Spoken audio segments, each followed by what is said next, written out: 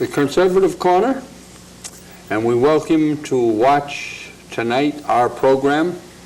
And we're honored to have a guest, and our guest is Clifford Omtvedt. Clifford Omtvedt is a former prisoner of war in Japan. He also is a past commander of VFW Post 305 and a past disabled American Wisconsin State Commander. And Cliff, I'm going to turn this over to you, and you can show some of the things you have here, and we'll make some comments as time goes on. All right, Fred. I was working as a member of the United States Army at Clark Field in December 8th, 1941. And as a result of having been present there, I witnessed the first attack by the Japanese on Clark Field 4 hours after they had hit Pearl Harbor. They came over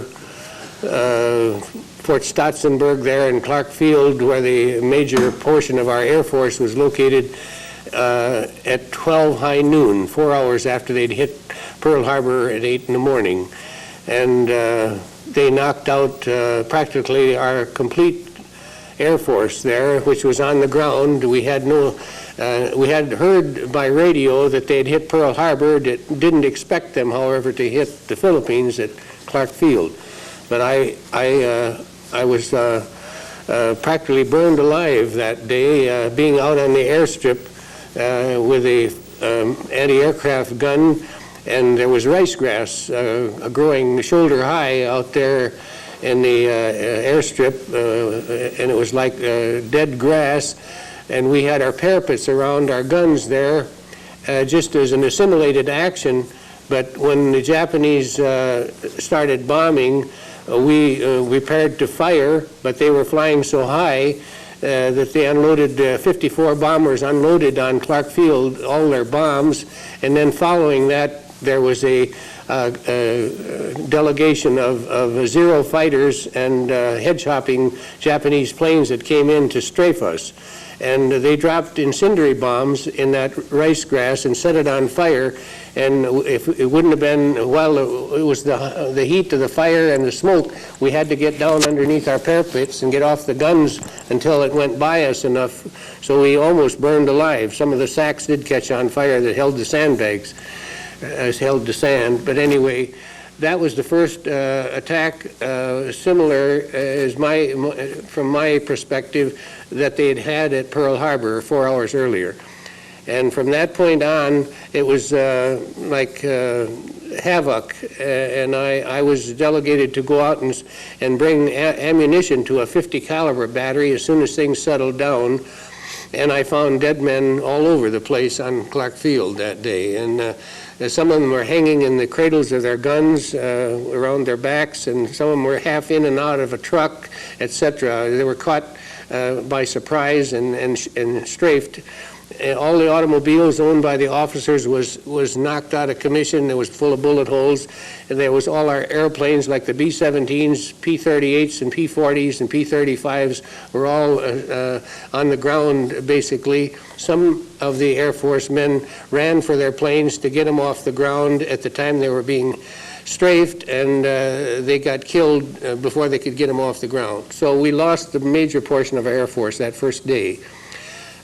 Following that period of time, our regiment was split in half to protect the city of Manila, and I was one of the men chosen in the half that went to Manila, and we were declared to be provisional anti-aircraft of Manila.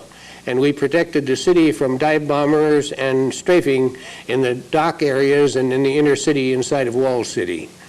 And at the time the war broke out there, we didn't even have tubes in our guns. Our tubes was in Manila for the barrels of the guns, and we were out there at Clark Field, 85 miles away, without any tubes. So we used our rifles to shoot at these Japanese planes when they were head chopping and trying to knock us out, because our assimilated water-cooled Brownings that were on our guns were stopping from simulated action so many times that they wouldn't work. So we had quite a war on our hands there before we ever knew it. And following that time, I and my regiment, half of my regiment was in Manila. Well, we then, at Christmas Eve, were moved out of Manila when Manila was declared an open city by the United States Air Forces, and they were giving up the city, knowing that the Japanese would come in and take over the city. And rather than to have so many civilians killed, General MacArthur declared it an open city, and we started strategically to withdraw into Bataan. And the Christmas Eve, we were at a bridge north of Manila, and the next morning they served us our breakfast and our dinner at the same time, and we were protecting this bridge from being knocked out by the Japanese planes. And we had cornflakes and cocoa served in a GI garbage can. The cocoa was, and the cornflakes, we didn't have any milk or anything to put on it, so we just poured cocoa over the top of the cornflakes. Well, that was the start of we'll say, starvation rations for the men that were fighting on Bataan from there on until the 9th of April of 1942. And we had been fighting them then since the 8th of December prior to that time. And we had formed as many as 5 lines to fight, withdrawing and in retreating each time, pulling the Japanese in and trying to kill as many of them as we could as a process of eliminating the forces that they were sending in there to annihilate the Army and the Navy in the Far East. And so I got in as an anti-aircraft gunner and a truck driver. I got in on quite a bit of action over there in the Philippines that first 4 months. The thing that was against us was the fact that we had no rations, and we finally ran out of ammunition. And there was 25 Japanese soldiers to one of us Americans and Filipinos to protect that area. So we surrendered on April 9th of 1942, and Corregidor hung on until the May 6th, which was an island fortress just across the bay from the tip of Bataan, which is a peninsula that leads down towards Corregidor from Manila.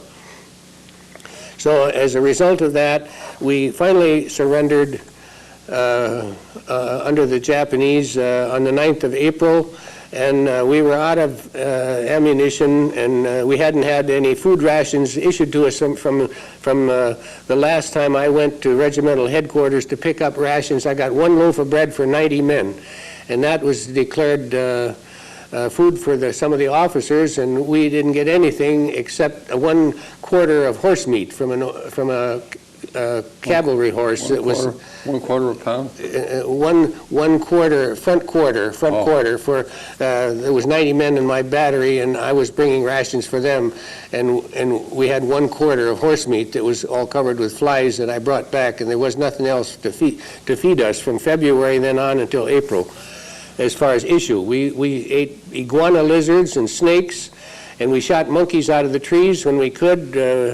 Tried to get green papayas and cut them up after we peeled them like fried potatoes, and we just shifted for ourselves, and all the time we were under the fire of the Japanese because they had air superiority in the islands at that time.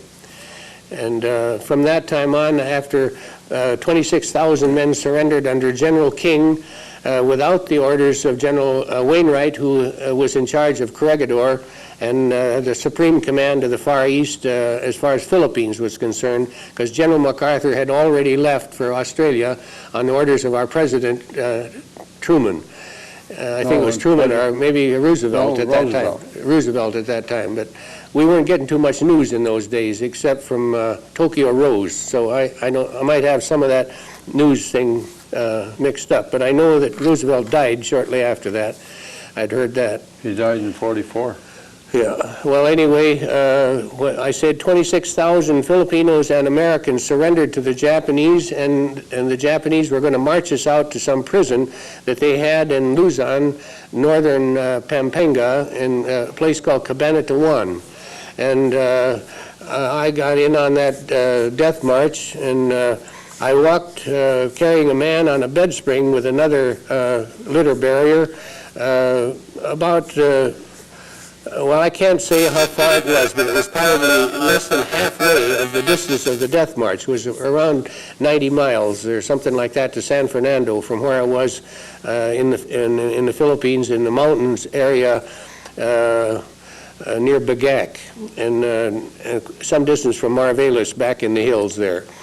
Anyway, I fell down on my face on the road several times and was prodded up with a bayonet and to make this march carrying a litter patient. And as a result of that, I had a few wounds in me from bayonet pricks in my back and legs, etc. And I fell finally, and I couldn't get up, and we were right in the middle of the road, and a truck came by, and the Japanese officer was angry because we blocked the road, and he told the guard that was in charge of us carrying that we should put this litter patient on the back end of this truck. And as a fortunate blessing that occurred to me, he told me to get on the truck with the other litter barrier and hold it still so they could haul this man away. And that's how come I got off of the tail end of the death march, and I made it into San Fernando. But I was so thirsty that my tongue in my mouth was practically stuck to the roof of my mouth. It was like a big piece of leather, and I could hardly breathe from my tongue being so swelled from lack of fluids in my system. And I laid down in the horse manure in an old cavalry barn there for overnight, and the next morning somebody said that we could get water, and I went on a detail to pick up water with this Japanese guard, and after we got the buckets filled and he let us drink, and another Japanese came along and told us to leave the buckets there and we should get on a truck. And so I ended up, the first thing I knew, I was in Manila. And we'd left San Fernando on this truck, and I had had nothing to eat then for about 2 days, except this water I drank as a result of being on that water detail. In Manila, we built the sanitary sewers for the Bilibid prison where they were putting military prisoners. And that prison was a civilian prisoners for rapists and murderers before we were put there. And the Navy was put in charge of the medicinal purpose of trying to keep men well, but they were given no medicines or anything to operate with except what they had brought in themselves as prisoners. So that's my story as far as my capture and my earliest year as a prisoner. I did go on work details with a colonel, a commander of the Navy named Harrison, and it was 1,000 of us men that were put on a work detail at the docks in the Philippines, there in Manila. And we loaded and unloaded ships, inter-island boats, onto the big major ships for the Japanese. And we had a chance to steal some food supplies, like occasionally a can of milk or a little brown sugar or something like that, of which we made off with at the time we were working. But that was scavenging food. Move that up, maybe up to here. Move it up to there. Anyway, we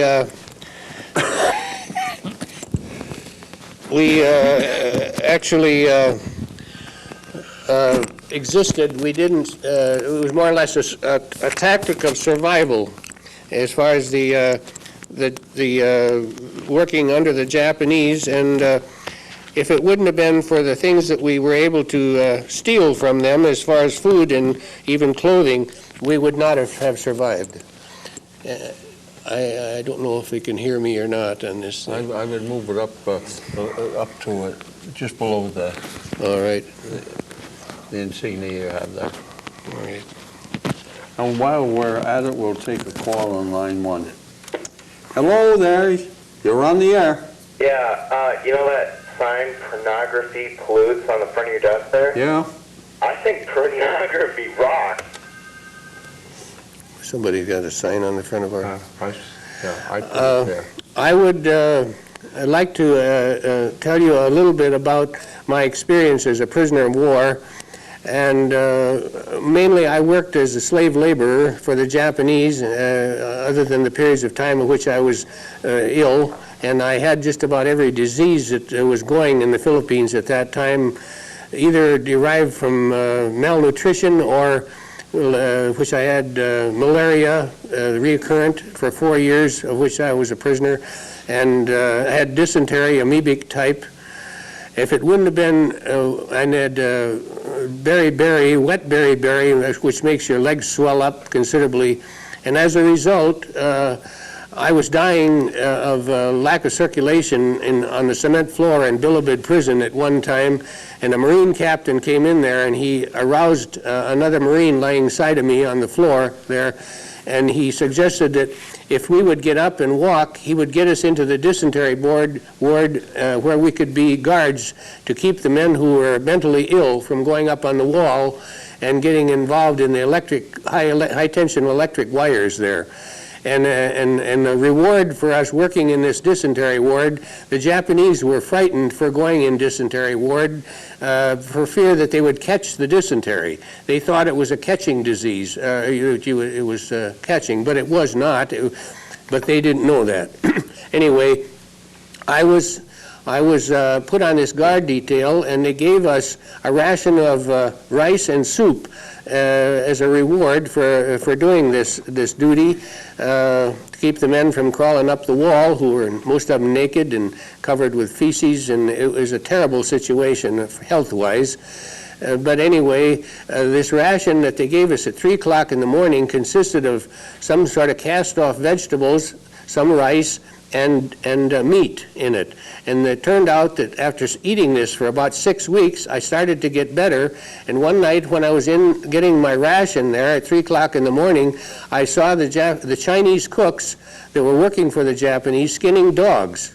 And I found out that the meat that was coming from that we were getting in our soup had been utilized from shooting all the stray dogs in Manila.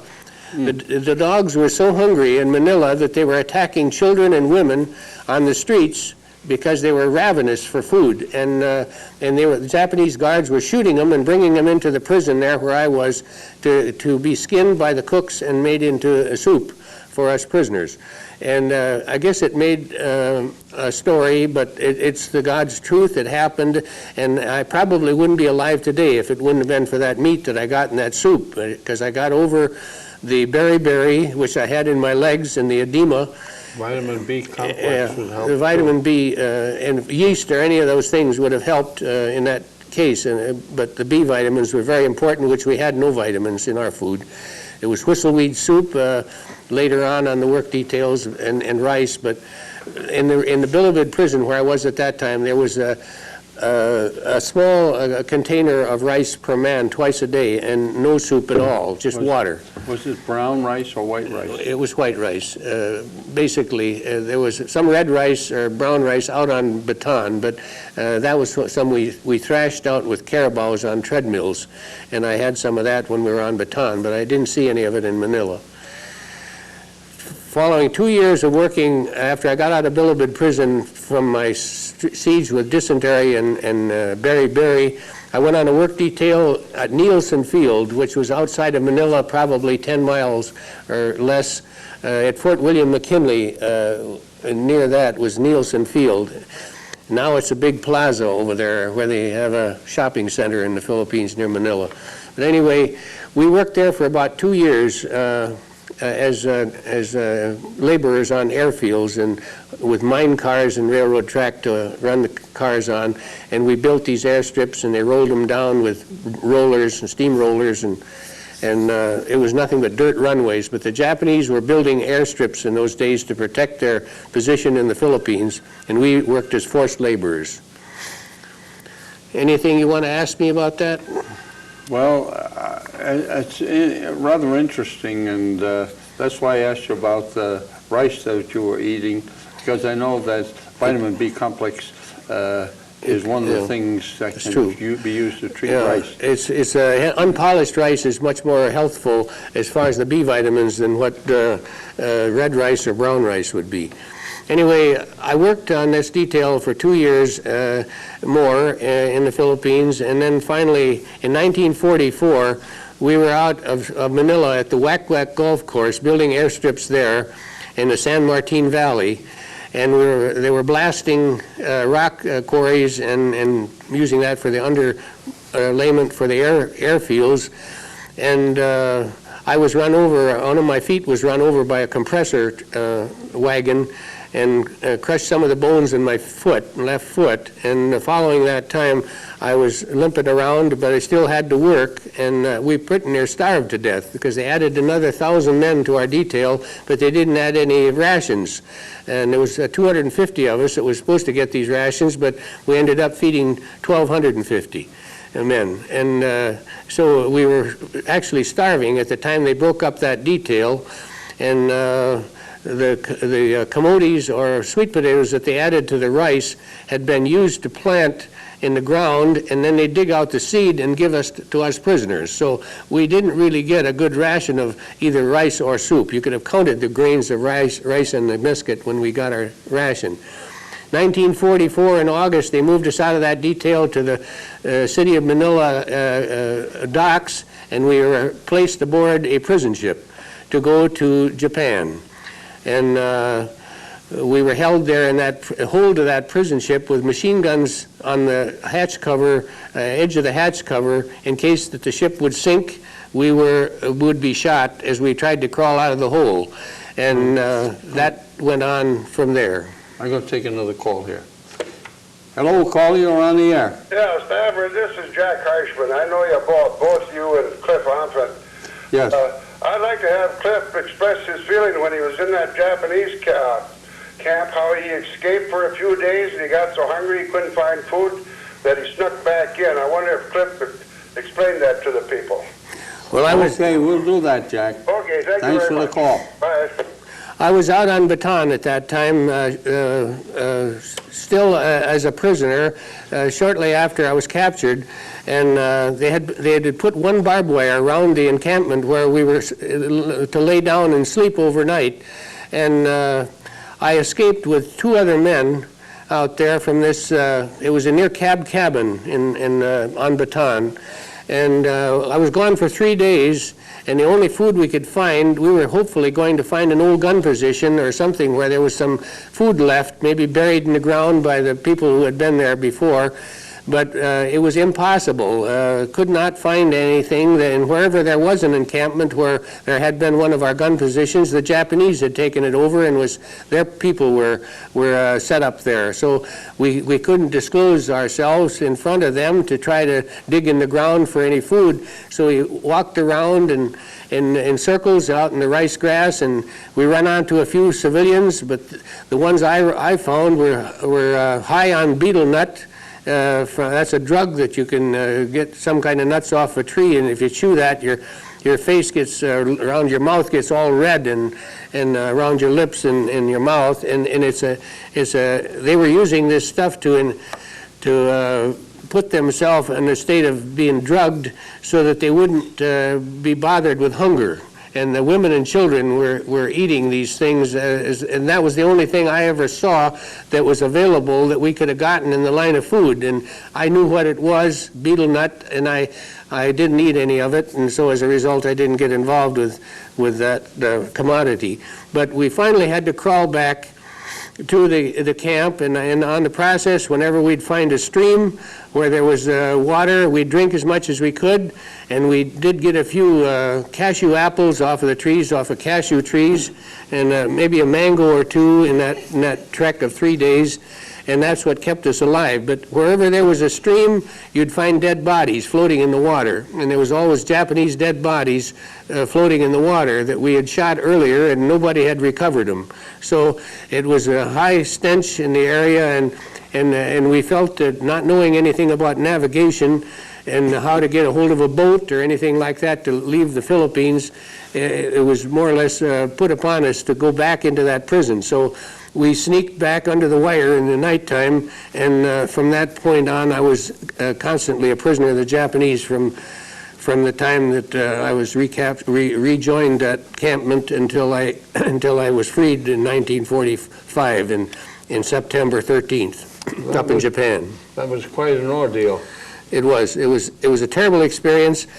For the experience of it, maybe what you learn about human nature and man as an enemy, and your men that was with you as fellow prisoners, it was unbelievable, the circumstances that we survived under. But there's nothing that can be gained by it. It was probably $1 million experience, but not worth a dime to ever do, you know, as a human being.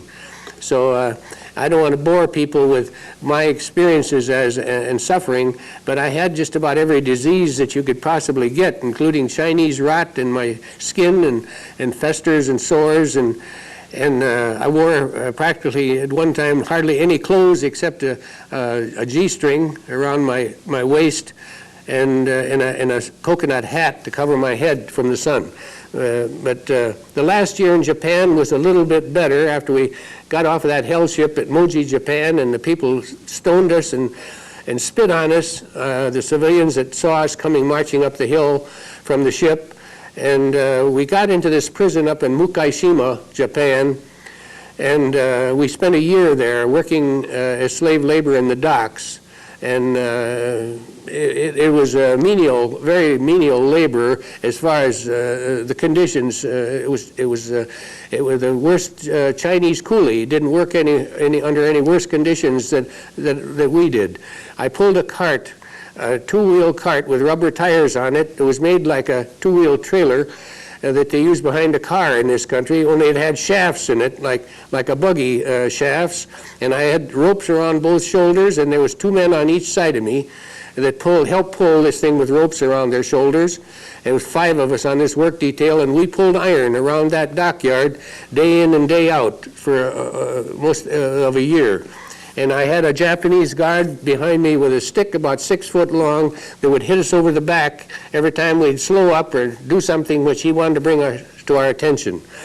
And when we went working that cart, we were cleaning molds in a Simban shop, they called it, where it was castings made for the uprights of a ship, a special ship that the Japanese were constructing. These uprights were probably about 24 feet long, and they gave us a hoe with a 12-foot handle, and we had to crawl inside of the castings and rake out the sand after they were brought out of the casting shop. And so as a result, I'm having trouble with my lungs today from breathing that material that was in those castings. We're going to take another call there, Cliff. Hello, caller, you're on the air. I just wanted to applaud your bravery, and I was wondering if you ever thought of writing a book. Yeah, I thought of it, but I'm no literary genius as far as composing a book, and it would probably require somebody to rewrite it after I gave the story, and I just have never got into it. There are many prisoners of war that did write books, but I haven't never done it. I've been asked to do it, but I had never wanted to dwell on the subject that much, so I just avoided it somehow or another. Okay, thanks a lot. Bye.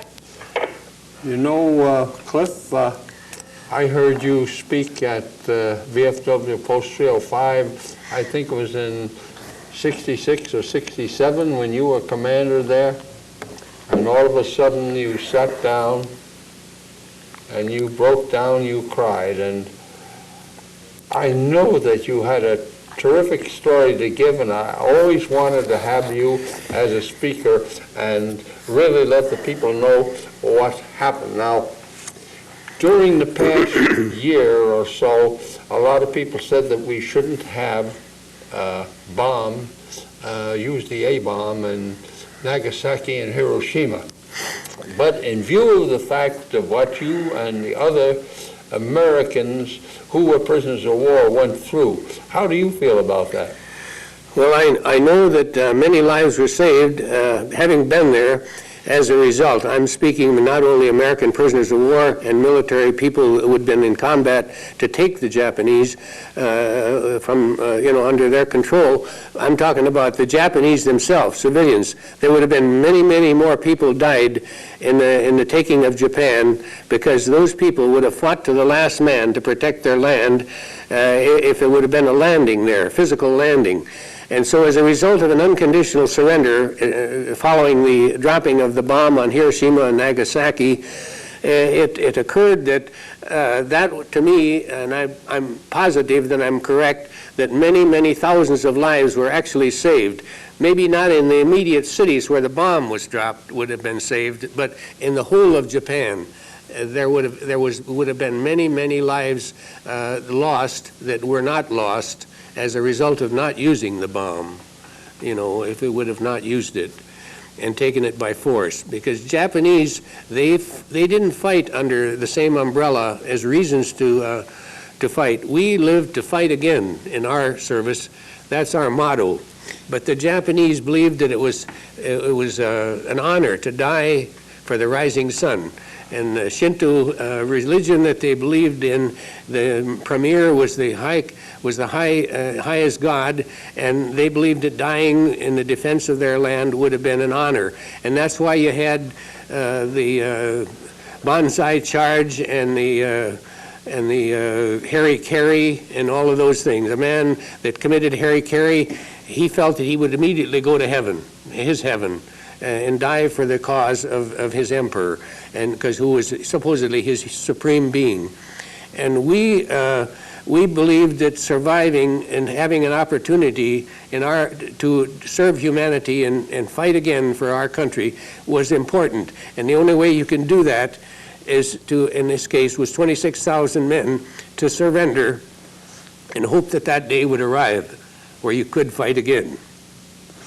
Well, I mentioned to you when I was in the Coast Guard, and I was in Ellis Island at the New York Receiving Station, which became the New York Training Station, and on December the 5th, we went to bed, companies A, B, and C.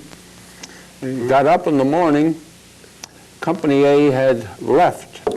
And we learned later that they went and seized the Danish, Norwegian, Swedish, and Finnish ships. We didn't know that at first. It took another day or two before it came out. The next night, Company C moved out. And they seized the Japanese, the Italian, and the German ships. Now, it was rather interesting, and the reason they did this is because they had broken the code, and they knew that we were going to be attacked. Unfortunately, a telegram was sent by the captain on duty, or I guess it was the admiral on duty. I believe it was Admiral Stark, and he sent a telegram to Pearl Harbor, and it was received at 8 o'clock in the morning, and the planes were attacking Pearl Harbor at that time. Yeah. It was late in getting that message through. I'd heard that before. It was, as far as the people, there were the Army and the Navy force that was on Pearl Harbor. They didn't know this was going to happen. They hadn't been pre-advised. We had been listening to our radios in the Philippines 4 hours probably before we were hit. In fact, I went on sick call that morning because I had hurt my back that early morning that we were hit in the Philippines. And I went on sick call, and I stopped by my barracks that I'd usually used, but we were living in the field at that immediate time. But I had my gear in my Nipa shack that was there on the airstrip, or the Clark Field, and I got some clothing, and I turned on my radio that was by my bunk, and I heard the announcement that Pearl Harbor had been hit. And I couldn't believe it, you know. I mean, and I went back to my gun position immediately after that, And that's where, of course, I got hit with the rest of the men out on the gun position right on the middle of Clark Field, just a few minutes later. But we didn't know, of course, on the 8th of December, that was across the international date line, it was the 8th instead of the 7th back at Pearl Harbor. Well, anyway, we got hit then 4 hours after they hit Pearl Harbor by 54 planes. And it was a sneak attack as far as we were concerned, too, because it wasn't enough advance notice for us to really prepare, honestly get an order from our command in General MacArthur that we should fight. So we had orders not to fire until we were fired upon. That was our orders. Even though they had hit Pearl Harbor 4 hours before, we could not fire at these Japanese planes when they came over. It was our orders. Don't fire until you're fired upon. And then, of course, the war was on for us. But that's what happened. Now I'd like to tell you a little bit. I don't know how much time we got, but I'd like to show these pictures. We'll do that after we take a call or two. And hello, caller, you're on the air. Yeah, do you know how to milk the cow? Sure I do. He knows how to do it. Oh, okay. I was born and raised on a farm, so I know how to milk a cow. Okay. Hello, caller, you're on the air. Oh, that would. Hello, caller, you're on the air.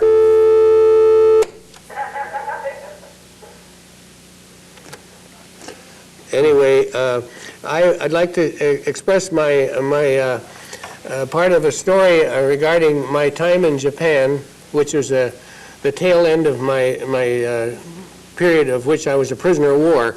And after the atomic bomb was dropped on Hiroshima, I was present in the courtyard when the Prime Minister of Japan gave his speech. Hirohito, anyway, he told us it was an unconditional surrender. And we went immediately to the parade ground out there where the Japanese trained, and we put grass bags on the parade ground spelling out the words prisoner of war camp. And we covered them with lime, like white lime, and it was visible from the air by any Air Force that might happen by that area. And with this big sign out there, prisoner of war camp, we were spotted almost immediately by a B-24 that went over. And they had orders, this was then right after the surrender had come, say so many hours, the next day. I think this was on the 15th of August. On the 16th of August, they were already dropping us food supplies. So on the 16th and 17th and 18th, we were busy constructing a flag which was made of red, white, and blue parachute material in the formation of a United States flag, 5 by 8 in size. And we raised that flag after sewing it together with sewing kit, scissors, and needles, and that we could get a hold of. And we put it and fashioned it together, and we raised that flag on the 18th day of August, 1945. Now, that was 3 days following the surrender of Japan, unconditionally. And I think, and haven't been contradicted on this, that any flag was raised over unoccupied Japan as early as that. And so, as a result, that flag, I raised that flag because I was one of the colors bearers for raising this homemade flag of red, white, and blue, when we sewed the stars down on the blue field ourselves, and we raised that flag at 11 o'clock in the morning to the bugle that we'd taken away from the Japanese when we struck their colors from the pole.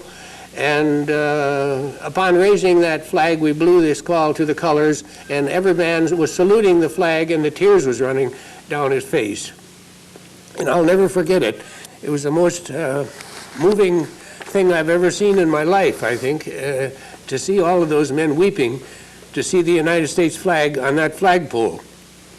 And that flag today is in Fort Lee, Virginia, and I donated it to the United States Department of the Army Historical Flag Section. It flew in Washington, D.C. at the Pentagon for 7 years, and then it was taken to Fort Lee, Virginia, where it's in the Historical Flag Room, and it's on display for the public.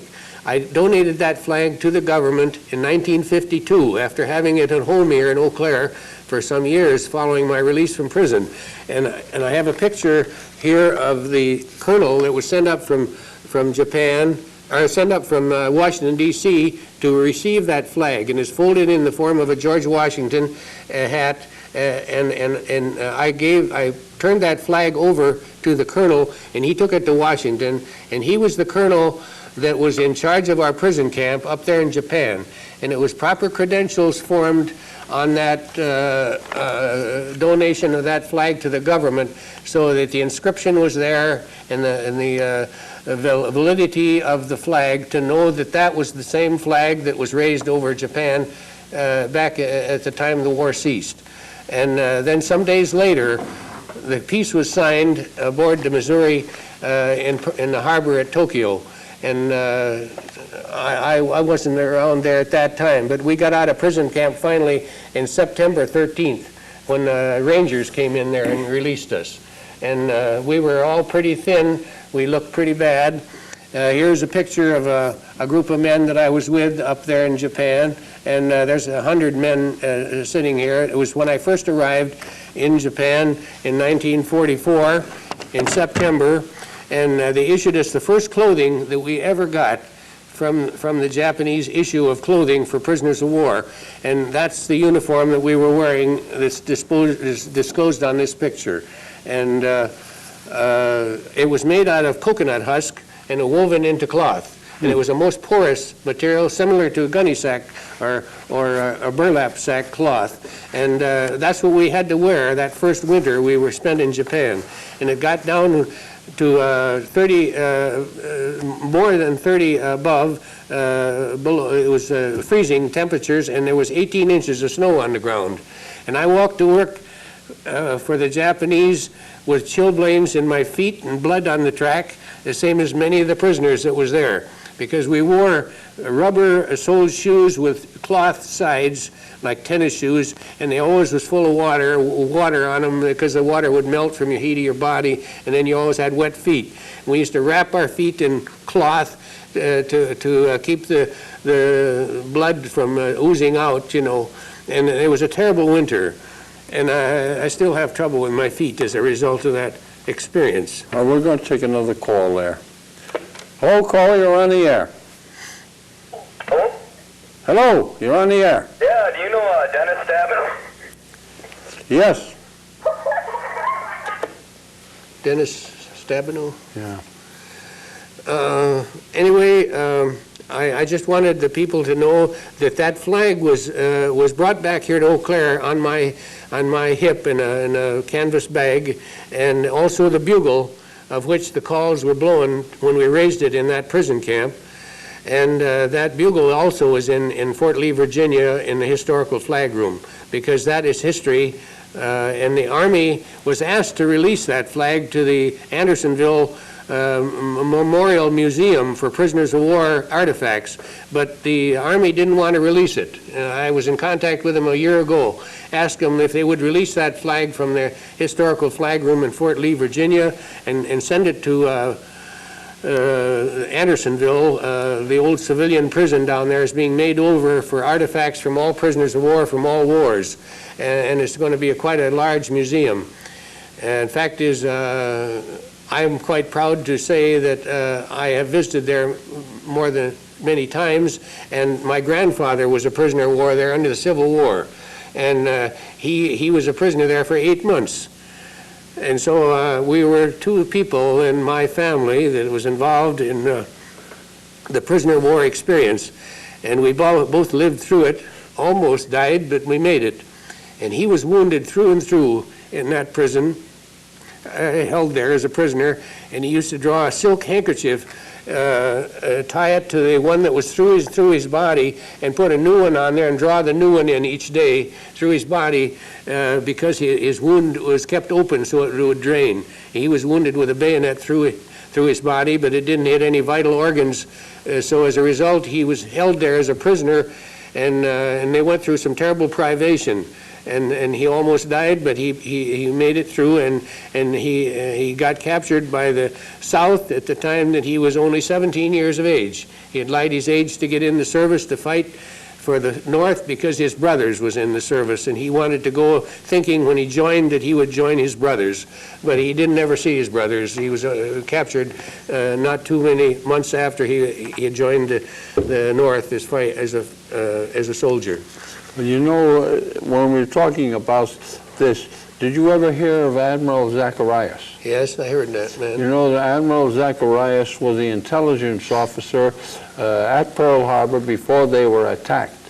He had convinced the general and the admiral that were there that the Japs were going to attack the way that they did. And for a while, the fleet came in 1/7 of it at a time. Some of the officers complained, and they complained to Mrs. Roosevelt and other people in Washington, and after a while Admiral Zacharias was removed. So was the admiral and the general there. They were brought back to the States, and the ones that came in to replace them, they were not aware of this, and they allowed them to come in half of it or more at a time. You're talking about the United States fleet. The United States fleet at Pearl Harbor. Had he remained there or had his advice been taken? And that's something... There's a lot of mistakes made in the war. I'm sure that things could have been different for us, too, because at the time that I was a prisoner of war, I was in the docks working with Commander Harrison and his 1,000 thieves there, and we were unloading inter-island boats that the Japanese had taken over the food supply that was in Melinda Tunnel there in the refrigeration lockers, and there was quarters of beef and many commodities of food that could have been issued to us prisoners of war. We weren't prisoners of war at that time. I mean, as fighting men on Bataan, or even to give it to the men on Corregidor that was fighting the Japanese. But the food was maintained in those tunnels and never issued. And we only know that we can make a big question mark as to why. Why didn't someone release that food so the men could eat it instead of starving, like we did? We were eating lizards and snakes and monkeys and things like that when we could find them. Never had the proper diet for food, and there still was good, solid American food in those tunnels under refrigeration, and nobody had the authority to release it. Where were those? Where was that food? Was that? It was in the refrigeration tunnels on Corregidor. Oh, that's what I was wondering. And when I was a prisoner of war, I was working on the docks, and the Japanese had loaded up ships on Corregidor, small inter-island boats, and was bringing them to Manila, to the big docks where the big ships was, and loading the stuff onto our large ships and sending it out to their troops in Japan, where the fighting force was going. And so those were the inequities, the errors and the mistakes that was made. I'm sure that there was many other things, but that was one of the primary things that I noticed and that I could swear to with my hand on the Bible, that we should have been issued those rations that we were starving and we never got. But the command on Corregidor was saving it for we don't know who. But the Japanese made use of it to feed their troops. That is rather sad. And not only that, but some of the airplanes that only had few holes in their wings or something like that, they were dismantled, the guns taken off of them, and they were burned up because we had orders that they weren't fit to fly. And so as a result, we were begged by the Philippine flyers and the men that were trained to fly airplanes to give those planes over. But the orders of command was dispose of the planes, and so there was nothing else you could do but dispose of them. And you refused to obey orders under command like that, and you could be shot at the time of war. So as a result, I know I had to burn up a P-35 on Bataan airfield, and I know that it only had 3 bullet holes in it. But there was nothing that I could do because they didn't want to turn that over to the Philippine flyers because they said they weren't capable of flying it, So those are some of the small things that I saw that I feel that there should have been answers for, but really We don't know. Well, do you want to show us any of that material that you I don't know how have much time we have here. there? We got 10 minutes approximately. Here was a picture of this flag at the time that it was on display at the Hotel Eau Claire back in 1952. And a fellow prisoner of war that was with me when that flag was raised is pictured here with me at that time. His name was John Rinn, and he was there and helped us make this flag. There was about 12 of us in this prison that concocted, fashioned this flag, and we sewed it together by hand. But after that flag was on the pole for a few days, it started to come apart because of the hand sewing. So we conscripted the labors of a Japanese tailor to sew down the stars on a machine, with the permission, of course, Colonel Artman, who finally came to Eau Claire and retrieved that flag. I've been back to the Philippines since that time in 1967 when we dedicated a memorial on Mount Samat up in the mountains there where some of the heavier battles took place. And I had a chance to redo a portion of the Death March just for history. And this was a picture of this John Rinn and myself as we were prisoners of war. We didn't look too good there, but we had lost probably half of our body weight at that time. I weighed about 112 pounds when I was repatriated from the Japanese prison, and John about the same. I weighed 190 pounds before I was captured. And at that time I weighed 112. I had weighed less than that sometimes during the period of which I was a prisoner.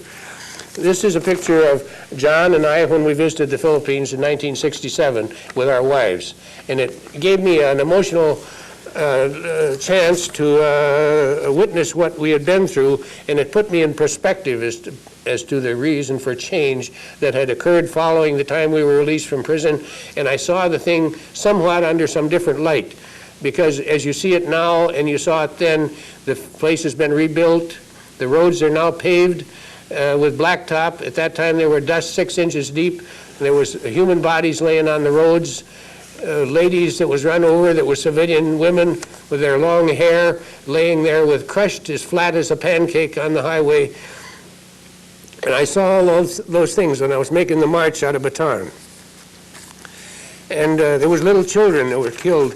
And some of those were innocent people, and they were just trying to help a prisoner of war that was captured by the Japanese by throwing a banana or something like that from the sidelines as we marched by, and they were killed just for their act of kindness. So war is a terrible thing. It was charity. We only could wish that the people that cause wars to happen, that they would be the ones that would have to fight and end the wars, because there wouldn't probably be much of a war if you'd pick the leaders and let them fight it out. It's always the man that's behind the scenes to begin with that's called to come to the front and fight for his country. So I feel that everybody that that's been a prisoner of war, he understands freedom, and he loves his country, and probably more so because of his experience, because you can't hardly go through something like that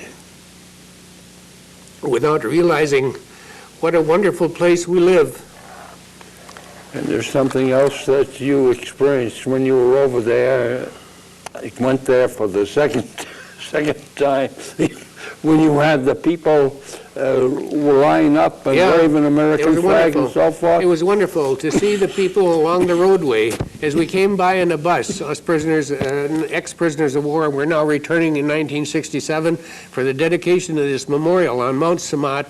And as I saw the people with a victory sign, their hands up and waving at us, children and grown-ups that lined the highways for 80, 90 miles all along the road, people welcoming us back because we were, their savior as far as helping us try to keep their country.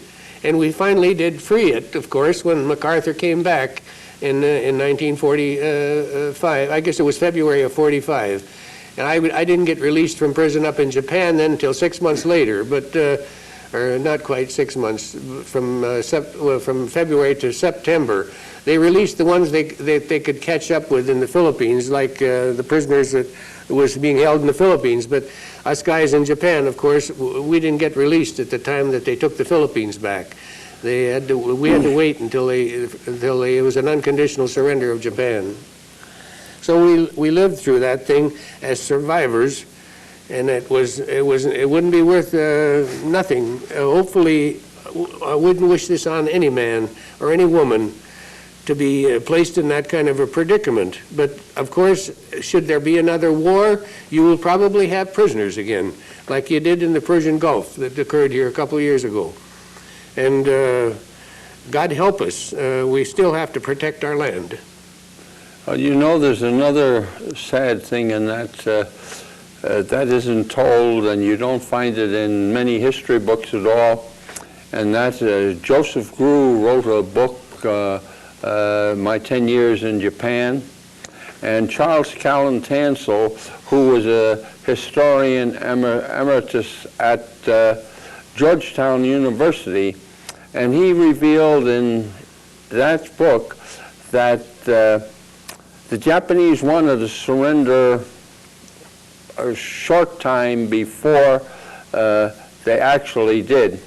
And they had told this to the Russians, who had an embassy there in Japan, but the Russians didn't pass it on. Mm-hmm. They saw fit not to do it. But what they did in those couple of weeks is they seized Manchuria.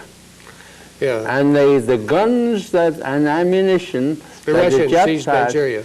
right, Yeah. they turned over to Mao Zedong, which gave him the opportunity to fight Chiang Kai-shek, mm-hmm. who was our ally at that time. And they weren't real friends, and as we know, they weren't real friends in the time that preceded the break up of the Russian Empire. And incidentally, the communists who are in Russia today and controlling Russia are communists, only they have become socialists or something else. Yeah. And when they get ready to take it over, and they have been pouring money into armament and to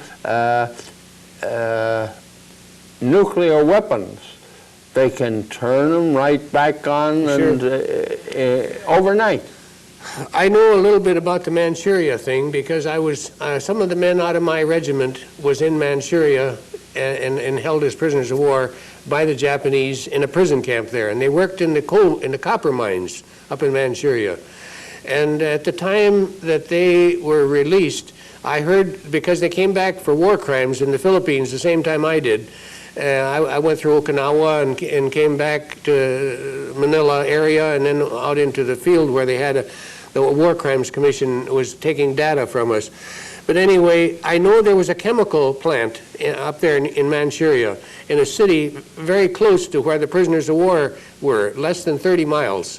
And they took our prisoners of war from that camp, the Japanese doctor that was in charge of this chemical plant, and they did tests, physical tests on these prisoners by transplanting microbes and parasites into their system through their bloodstream and tried them out as to how this would work. You know, they were using human bodies for guinea pigs to test these things.